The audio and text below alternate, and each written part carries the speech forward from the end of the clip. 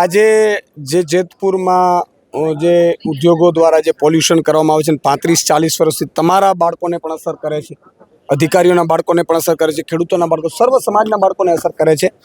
એના માટે થઈને અમારા લોકસભા ઇન્ચાર્જ મહેશભાઈ કોટડિયા 16 દિવસથી આ અનશન ઉપર બેઠા છે.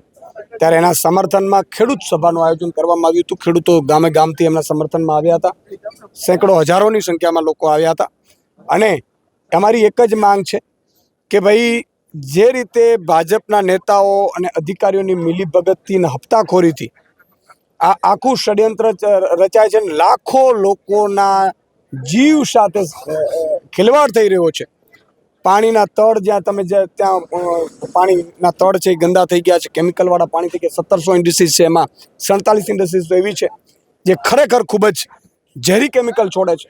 કોમન ઇન્ફ્લુન્ટ ટ્રીટમેન્ટ પ્લાન્ટમાંથી એને પ્રોસેસ કરીને છોડવું જોઈએ. એની જગ્યાએ રૂપિયા બચાવવા માટે ધંધા કરે છે. એ રૂપિયા પાછા એ લોકો ભાજપના નેતા અને અધિકારીઓને તો પાછા આપે જ છે, એવું મેં સાંભળ્યું છે.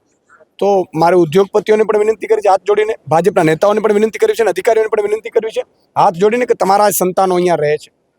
કાલે તમારા સંતાનોને પણ નુકસાન થશે. આ રૂપિયાની લાયમાં તમે લોકોની જીવ સાથે ખેલો નહીં. અને એટલા માટે આજે અનશન તોડાવવા માટે મેં કોશિશ કરી છે મહેશભાઈની, પરંતુ આજે એમણે તોડ્યું નથી.